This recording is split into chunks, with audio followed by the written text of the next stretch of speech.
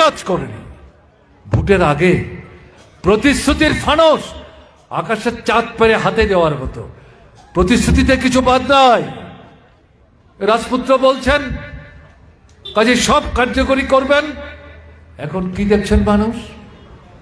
একটা প্রতিশ্রুতি রূপায়ণ করেনি। রাস্তাঘাট, জল, কল, স্কুল, হাসপাতাল, বিদ্যুৎ সেচ শুনছিলেন আপনারা। আমাদের ডিওএফ এর সম্পাদক, তার আগে টিওএফ এর সম্পাদক, কর্পোরেট বাংলায় এবং ডিওএফ এর সম্পাদক বাংলা ভাষায় সঠিকভাবে তথ্যগুলি উপস্থিত করার চেষ্টা করছেন সময় বাঁচাবার জন্য। সেগুলি আমি দ্বিরুক্তিয়ার করছি না। কোনো কাজ নাই, লুণ্ঠনের রাজত্ব চলছে। বেতন পাচ্ছে না। এই মাস আর কয়েকদিন পর ভোট। গত পরশুদিন আমি আগরতলায় পত্রিকা পড়ছিলাম। আগরতলা থেকে 17টা 18টা পত্রিকা বেরোয়। অধিকাংশ পত্রিকার খবর মাসের 3 তারিখ এডিসি সরকারি কর্মচারী এখনো বেতন পায়নি।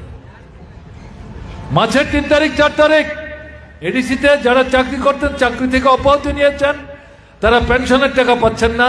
অর্থনৈতিক যে সুযোগ সুবিধা পাওয়ার কথা টাকা পাচ্ছেন না। এর আগেই মামলা করেছিলেন, হাইকোর্ট রায় দিয়েছে। রাজ্য সরকারের দৃষ্টি আকর্ষণ করে, এডিসির দৃষ্টি আকর্ষণ করে যেদিন থেকে তারা চাকরি থেকে অব্যাহতি নিয়েছেন সেদিন থেকে আজ অবধি মাস ভিত্তিক পেনশনের যে টাকা তাদের পাওয়ার কথা হিসেব করে একসাথে, এবং পেনশনে গেলে পর কতগুলি বিশেষ অর্থনৈতিক সুযোগ তারা পান, সবটা তা একসাথে করে তাদেরকে অমুক তারিখের মধ্যে দিতে হবে। যেহেতু মাসের পর মাস তাদের টাকা তোমরা দাওনি, কাজে এই যে জমা টাকা শতকরা হারে 9 টাকা করে সুদ হিসাব করে সুদে আসলে তাদেরকে এই টাকা দিতে হবে। কে বলছে? ত্রিপুরা হাইকোর্ট বলছে। লজ্জা আছে বিজেপি সরকারের? লজ্জা আছে ত্রিপুরা মাথার? লজ্জা নেই। কাজে এই পরিস্থিতির মধ্যে দাঁড়িয়ে আজকে সারা এডিসি এলাকার মানুষ এই দুর্বিষহ যন্ত্রণাকর লুটের রাজত্ব থেকে তারা রেহাই পেতে চায়। বিজেপি ইদানিং এদেরকে বলছেন এরা লুটেরা। এ তো সুই আর চালনের ঝগড়ার মতো। কে কার ছিদ্র খুঁজবার চেষ্টা করছেন? আপনারা সরকার, আপনারা ভালো কাজ করছেন, কাজ নাই, রোজগার নাই, কেনবার ক্ষমতা নাই, অনাহার অর্ধার, অনাহার মৃত্যু, সন্তান বিকৃত, কাজের জন্য বাইরে যাচ্ছে ছেলে মেয়ে।